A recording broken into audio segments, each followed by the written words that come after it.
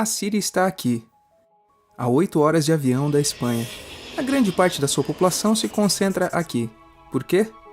Porque toda essa região é um enorme deserto, mas um deserto muito importante. Tem 1/3 das reservas de petróleo do mundo e também de gás natural. Segundo alguns, o novo petróleo. Para tirá-lo daqui e levá-lo para a Europa, é preciso rodear essa península e sair pelo canal de Suez. Como você pode imaginar, aqui te cobram. Mas existe um jeito mais simples, a linha reta. Quem controla esse fluxo pode abri-lo e fechá-lo como uma torneira. Se você não paga, não tem petróleo e nem gás. Essa região é o máximo. A civilização do planeta começa em 3 locais e este é um deles. Mesopotâmia, aqui. Suméria, que é menos familiar, mas é o início de tudo, aqui também. Lembra da Torre de Babel da Bíblia? Foi feita por essa civilização. Egito, aqui. Sempre foi um ponto de contato entre o Oriente e o Ocidente, dando à Ásia saída para o Mediterrâneo. Talvez por isso, aqui nascem as principais religiões monoteístas. O judaísmo, o cristianismo, o islã é o último que chega e, de fato, acolhe os 2 anteriores. Adão, Noé, Moisés, Jesus Cristo são considerados profetas islâmicos. Bem, vamos ao ponto. Como a área é uma joia, todos querem controlá-la, e ela sempre esteve dentro de algum império. Persas, gregos, os romanos. O Império Romano termina partido em 2, e finalmente só sobrevive este. Agora é quando a última religião monoteísta, o Islã, construiu seu próprio império. Você se lembra das cruzadas? Pois são os europeus cristãos tentando recuperar essa área de que estamos falando. Os últimos a chegar são os turcos, mas veja bem, eles não vêm da Turquia, eles vêm da Ásia junto com Gengis Khan.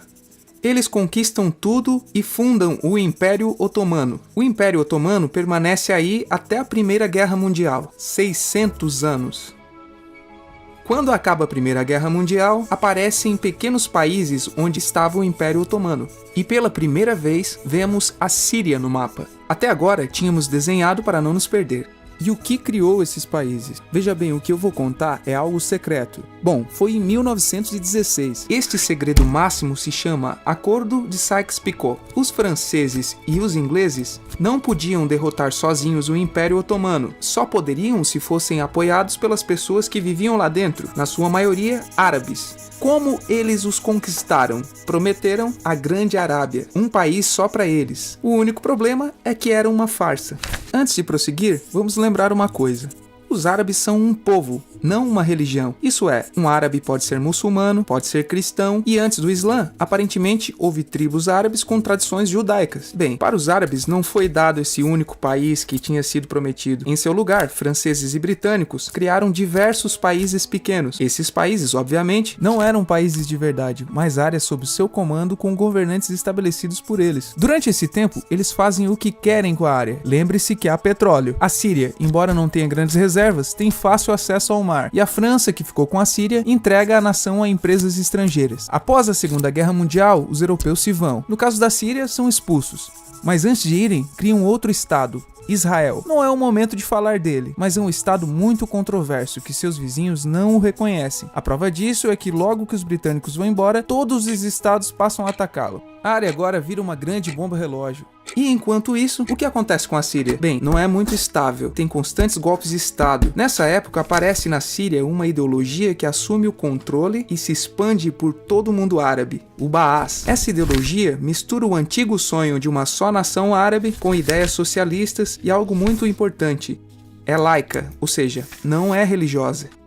A Síria chega a se unir com o Egito, um país com o qual não tem fronteiras. Mas isso não é algo raro. Muitos desses países tentam fazer isso também. Como você deve lembrar, para essa gente foi prometido um só país e o desejo se manteve. Mas a união falha e nessa época o Egito lhes convence a nacionalizar o petróleo. Na Síria, Hafez al-Assad, pai de Bashar al-Assad, o atual presidente, se torna chefe de estado Baás. No Iraque, também em Baás, começa a ganhar força Saddam Hussein. As diferenças entre os países dividem os partidos Baás de outros países em pró-Síria ou pró-Iraque. Começa a Guerra Fria, o mundo se divide em 2, ou você é dos Estados Unidos ou da União Soviética.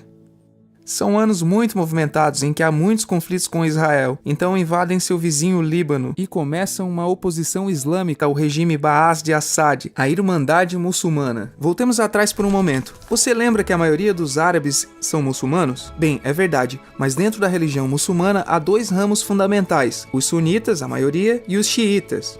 No caso da Síria, apesar de ser um estado laico, os governantes e chefes militares eram xiitas, os quais representam menos de 13% da população. Em contrapartida, quase 70% da população é sunita. Um dado curioso é que os cristãos são quase 10%. Bem, os xiitas controlam o governo, o exército e a população sunita. Este sentimento foi aproveitado pela Irmandade Muçulmana, que são islamistas radicais sunitas. Esses pegam em armas na cidade de Ramá contra o governo, e Assad acaba com a revolta à custa de matar milhares de civis e prender muita gente. No ano 2000, Assad pai morre e lhe sucede Assad filho.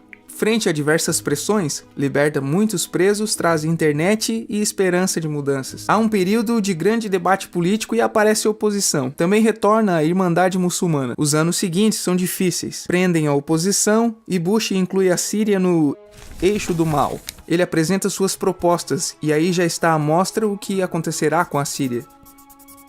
Os curdos, um povo que vive distribuído por vários países da zona, começa a protestar também. Há repressão e mortos. Em 2011 ocorre a Primavera Árabe. O que é isso? Foi um protesto que foi se espalhando por todos os países árabes pedindo mais democracia. Como você pode ver, o mundo árabe pode estar dividido em países, mas tem tendências generalizadas. Quando chega à Síria, Assad filho acaba usando o exército e nos enfrentamentos morrem umas 1000 pessoas. Os enfrentamentos vão se aumentando até que se converte em uma guerra civil. Não há momento exato do início. O importante é que hoje em dia há inúmeras facções no jogo. Vamos vê-las. Primeiro, pense que tudo está dividido entre xiitas, a minoria, e sunitas, a maioria. Xiitas são mais laicos, são o governo de Al-Assad. Controlam tudo isso, que caso se lembre, são as zonas xiitas do país. O governo de Assad está enfrentando todo o resto, também majoritariamente laico, mas sunita. É o Exército Livre da Síria, ou FSA em inglês. Junto com a Frente Islâmica, que é religiosa, e outros 60 grupos, formam uma coalizão, que a imprensa chama apenas de oposição moderada. Também islamitas e sunitas, mas radicais, são a Al-Nusra, como é chamada a Al-Qaeda na Síria.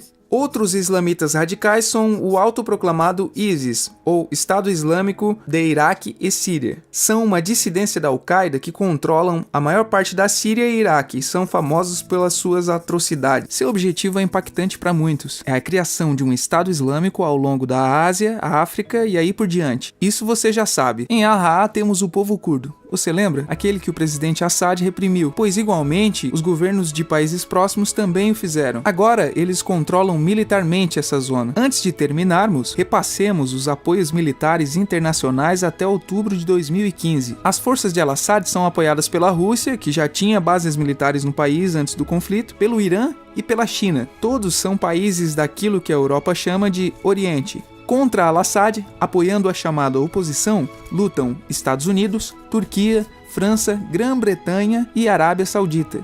Podemos terminar com algumas conclusões, deixando claro que se trata de uma opinião pessoal. Se recapitularmos, veremos que a região é estratégica. Por sua privilegiada situação, todos a querem. A Síria sempre foi dominada por grandes impérios. Pense que há 100 anos a atual França já era França. A Inglaterra era Inglaterra. E isso também há 200 anos, há 300 anos e também há 400 anos. Mas, em uma contrapartida, a Síria só é Síria há menos de 100 anos e só governa a si mesma há mais ou menos 50 anos. E também eles jamais decidiram suas fronteiras. Elas foram impostas. A Europa dividiu o Oriente Médio somente para controlá-lo, desenhando países sem levar em conta o seu povo. Muitos historiadores dizem que todo o povo tem a necessidade de manejar o seu próprio destino, mas com os ingredientes que vimos, jogam contra projetos como a Síria Baá, que usa a repressão para se manter. E, em última instância, se produz uma guerra civil. Neste contexto, não é difícil que apareçam jogadores que se alimentem do desespero e ressentimentos unidos à repressão e à adição do Ocidente como invasor. O ISIS usa a identidade árabe e a mitologia de antigos impérios. Quando quiser entender o presente, se pergunte: e o passado?